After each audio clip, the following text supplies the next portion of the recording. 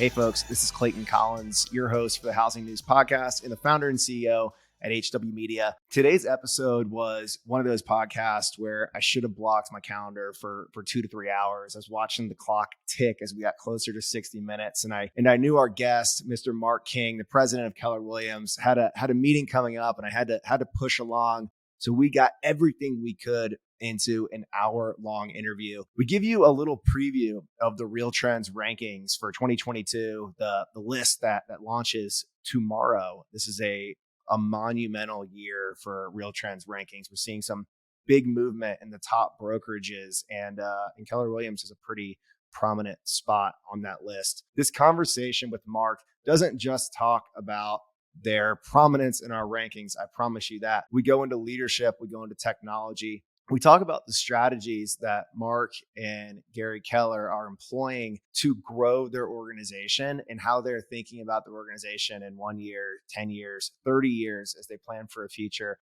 that's increasingly tech-enabled and helps agents and other folks across the housing ecosystem create wealth.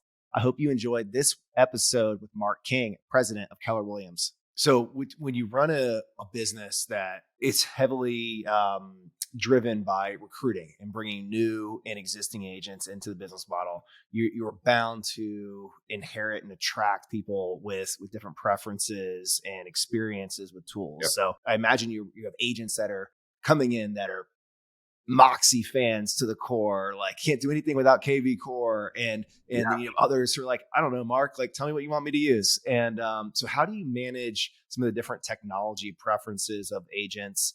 And inside of Keller, how much of that is driven at the corporate level versus driven at the franchise level versus driven at the agent level? Well, I'll answer that question first.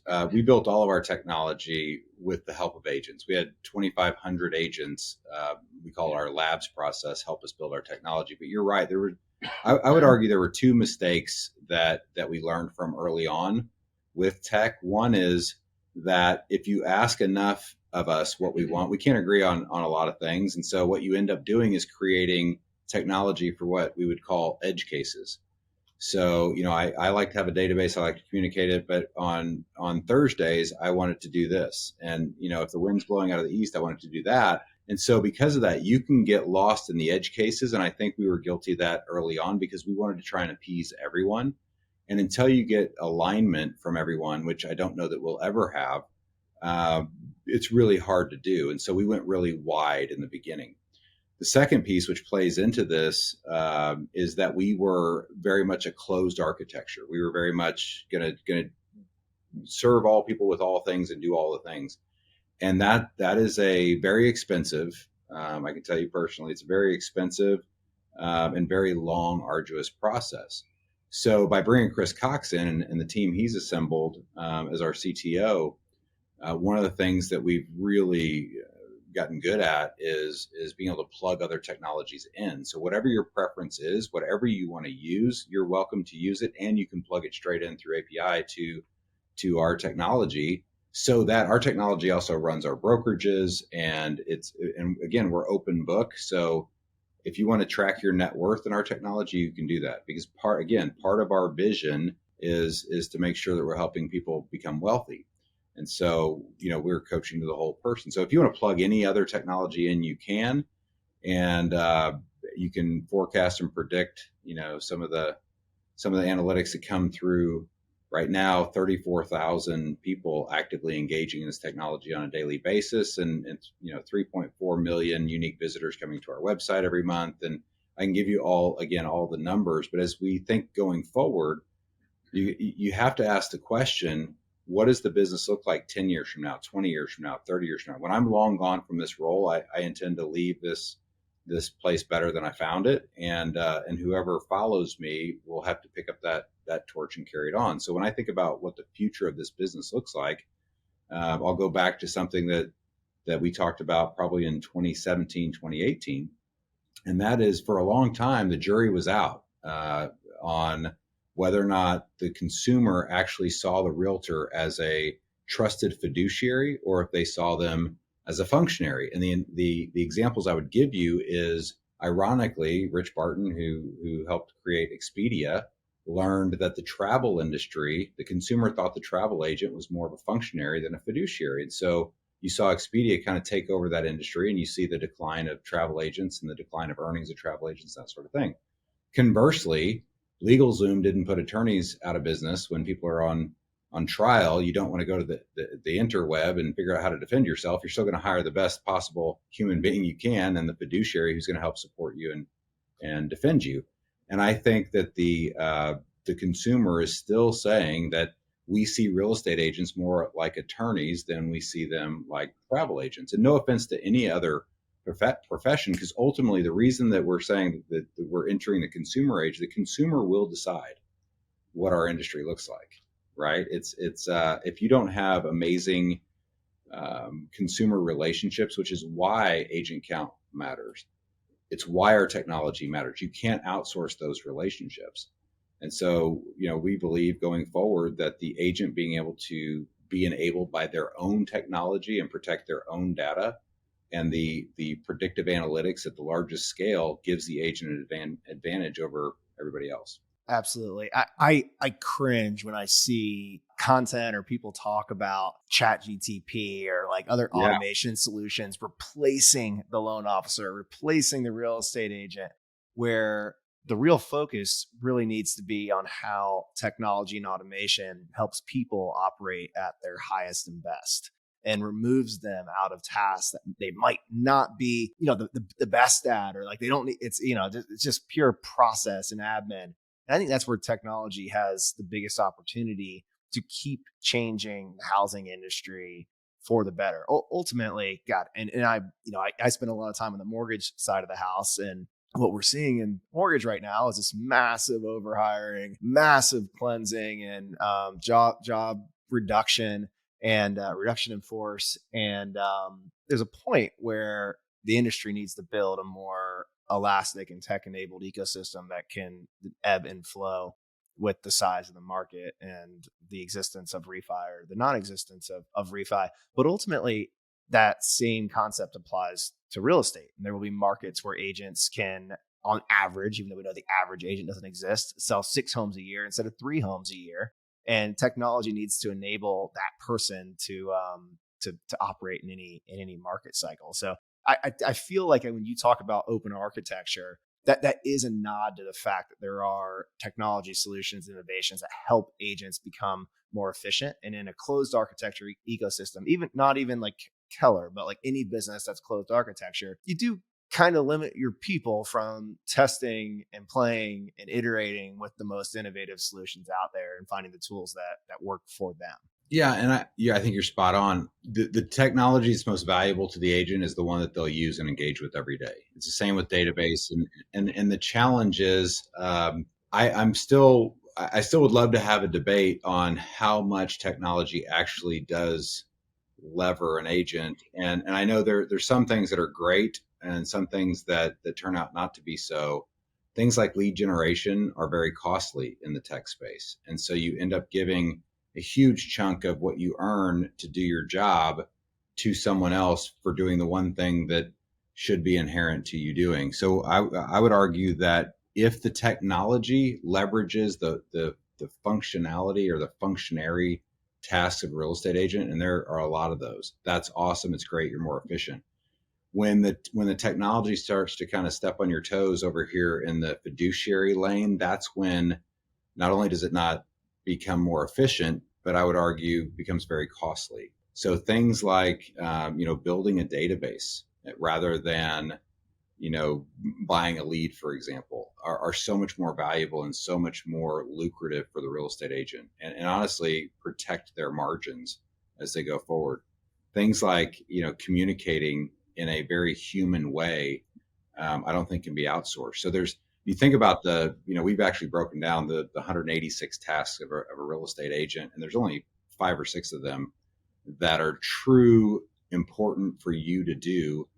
And those are the things like, building your database and being relational, being more human, being that person who is actually fighting for your client's interests and protecting your clients, and being educated to do so. So when you think about technology, I think about, I have so much technology in my life, and I'm not sure what part of it actually helps me save time. It doesn't seem like I have any more time than I used to, but maybe I'm just spoiled. But your business is bigger than it was before technology. And I think that's something that any professional has to come to terms with. If you sold 3 houses a year pre-technology and you implement all these tools and pay for leads and have automation, and then you sell 3 houses a year after technology, you're going to earn less money. You're spending money on tools and producing the same output. Yep. But if you spend money on those tools and go from 3 to 6, then you're probably in a better place. And Yep. I think there's you talk about like reduction in force or just smaller populations of loan originators or real estate agents or title professionals or any other like job category. There's a bifurcation. There's the people who are implementing technology and learning how to be more efficient and scaling their businesses because of it. And I'm seeing that so prominent on the loan originator side. There's like 2 different camps. People are going in 2 different directions, staying the same or reducing volume, or people that are skyrocketing. And I'm talking individuals. I'm talking like LOs, not the mortgage shops right now. I don't know. It's something I feel like if you're a professional, you got to ask yourself, like, did I get better because of these tools? If not, go back to the basics or the very fundamentals. I think it's a combination of both. It's the person who nails the fundamentals and then uses technology to leverage their functionary tasks. Those are the people who are really taking off. I think the challenge with that is we're all in different places and we're all in different businesses. You mentioned LOs. It's a great example of largest mortgage company in the world is Rocket Mortgage, right? A virtual mortgage company. And I think the consumer has kind of voted with their dollars of how they view that. And so you tend to watch the industry as society changes. And you see different companies emerge with different models, and we call it innovation. And the thing that hasn't changed in our business is that want, that need, that desire for a professional human being to help you through this transaction. So, Marc, we talked about how Keller Williams is approaching 200,000 agents worldwide. So you are effectively leading 200,000 people. That is a massive army of real estate agents. Let's talk a little bit about leadership. And you mentioned Gary a few times. You shared version 13 of his book that you've dog-eared and beat up so many times you have to replace it. How do you and Gary and the rest of the leadership team kind of think of your roles as executives and divide and conquer inside of the organization? Like we're like, how do you lead 200,000 people effectively? And how do you work with your core team to do that as impactfully as possible? Thank you for asking that. I think the easiest way to describe this is we are extremely transparent. We're open. We're honest. We have a core set of beliefs that we all follow and align on. And we call it our mission, vision, value, belief, and perspective. And we overlay our purpose on top of that, right? And so I can give you all the quotes. I got to memorize. I can tell you exactly what they are, but I'll shorten it for you and just say that we believe that we are the place in this industry for entrepreneurs to thrive. And we see ourselves as a distribution network to help as many people have whatever they choose to have, whatever they're willing to work for.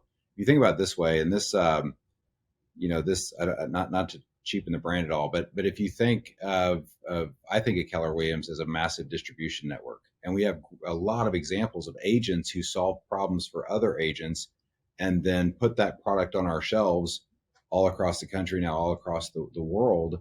And because again, go back to, we have a fundamental difference of belief in how this industry works. We believe real estate is still a very local, hyper local business. And we believe the agent and their relationships are really what matters. And so there's no national company, Keller Williams Realty International included, that's smarter than the agent on the ground, driving street to street, understanding neighborhoods. Zillow, there's not a national company that's smarter. That's why the Zestimate is so far off many times. But a local real estate agent is typically smarter. Now, we have to have our real estate agents be educated and trained and understand that and be the local economist of choice for that to work. But at the end of the day, our belief system and leadership comes down to these fundamentals that we align on, that we agree on. And when that happens and you run every decision through what we call our Y4C2Ts, it's, the W is for win-win or no deal.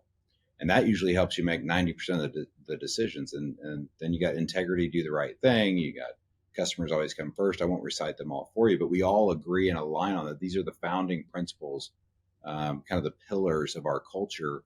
And at the end of the day, if we help you build passive income, if we help you think bigger, we give a lot of money to our charity, right? We're always in the middle of every natural disaster that happens. You'll find us right in the middle of it. So when you think about that, we're all in alignment. Doesn't mean we don't have great dust ups behind the scenes, and we all fight for what we believe is the best thing for the agent.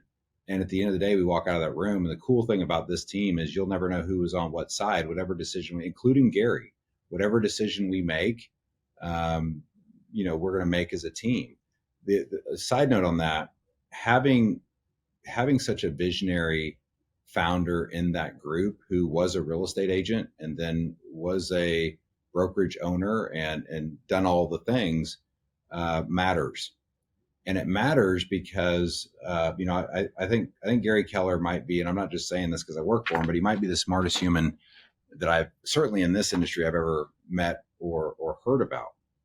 And he's also usually years ahead of the industry. He kind of sees where it's going. And I'll give you his secret. Here we go on this podcast. I'm going to give you the secret of the person who built the largest real estate company in the world. So if tomorrow I'm not here, you'll know why. Just kidding. But the man still interviews top agents every single day. He's in the mix every single day. When I'm working on Saturdays, he beats me to the office. He's interviewing real estate agents every day. He's on the ground with them. He has the ability to have hundreds and hundreds and hundreds of very close, deep relationships with real estate agents. And because of that, he is literally learning. And, when people say I was coached by Gary Keller, and so many of us were, what you realize is during that coaching, he was getting that collective intellect, and he was smarter than all of us because he's actually in the field every single day. Not many people do that. And he demands that of all of us. So I believe I work with the smartest people. One of the things he always says, taught me is, make sure you're the dumbest person in the room. And I nail that. I am great at that. And so I work with amazingly smart people who are smart in and of themselves, but they also are talking to, interviewing, listening to real estate agents every single day. And so that's when you have that type of energy and ecosystem and company, it makes you very aware and very nimble to take action on what's coming. And so he can see patterns, and we're also an open book company. So we track all the trends, and we kind of can tell you where we're forecasting, and we build our budget around that. We do all those business things too. But the reality is when he sees the top agents having similar challenges, he works with them to come up with a solution. And then that kind of, trickles all the way through the organization and becomes the basis for our learning going forward.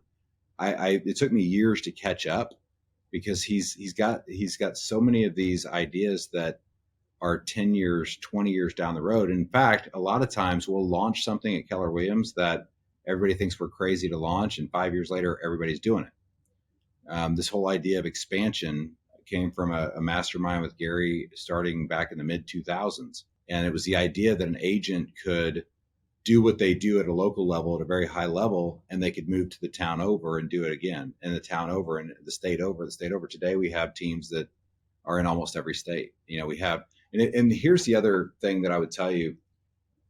Gary wakes up every day, and I think all of us wake up every day and say, what is next for the agent? And if you follow his career, here's what's informed the company. He started out at working for another real estate company. And the famous story is his boss at the time said, those agents, they work for us. And Gary said, I think you got it backwards. I think we work for them. And that servant leadership is what we carry throughout our leadership team. I look at myself as serving 200,000 families, right? It's someone asked me in a different interview, what's it like to be at the top of the largest real estate? And I said, I am at the bottom. My job is to support 200,000 families. But if you just carry that theme on, Gary said, what if the agent was the brand? Thus was born the grand experiment called Keller Williams. And then once an agent built, a sizable income back in the 80s, Gary said, well, how could they put leverage in their life and grow even more income? And thus the MREA and the team and the org chart and the economic model and the budget model and, the lead generation model emerged from thinking what's next for the agent. Agents now get really big. I was one of those. I was one of the top agents in the country back in the mid 2000s, and I chose a different path. I chose office leadership and those type of things. But if I knew what I knew then, I would still have my real estate team. We'd have expanded across the country, right? And I honestly didn't know what Gary was talking about when he first started talking about expansion and other things. So then he said, "What's next?" And that what's next is you go nationwide. Now the question is, what's next? We kind of got that model working. What's next? Well, that could be ancillary opportunities. It could be a couple of our agents that he's helped coach into coming up with solutions for the industry that now they've spun off their own companies that are getting valued at hundreds and hundreds of millions of dollars. And can you give us an example there? Like what are examples of those? Yeah, I would brag on several of our people. Tim Heil comes to mind, and his bridge loan company, they kind of came from a need for agents to help their clients kind of deal with the crazy market over the last couple of years. Cyberbacker with Craig Goodliff's a great example. It's a virtual assistant model. He now has over 3,500 VAs working for him. And there's 10 more examples like that, and there's a lot more coming. And that's why we say Keller Williams is the place where entrepreneurs thrive. Because literally whatever problem you can solve for the rest of us, we'll help you scale that. And if there's one thing Gary Keller knows, it's how to scale. And it's the one thing that everybody else seems to struggle with in this industry. And so that's why if you want to know what Keller Williams is going to be doing next year, just follow that line of thinking. I promise you we'll meet a year from now and be talking about what's next for the real estate agent. All right, Mark, I think we need to put it on the calendar. We got to come back in a year. Thank you so much for your time today, folks. RealTrends rankings drop tomorrow. Check it out, realtrends.com. We gave you a little preview of what to expect from Keller Williams, but there's a lot of surprising movements in this year's rankings. So we're seeing some changes in business models, some emergence of new players. So we're going to be digging deep in the data in a better format than ever, more digital friendly, more digital native, is going to be on realtrends.com. Mark, thank you again. Thank you so much, Clayton. We appreciate you. Go be wealthy.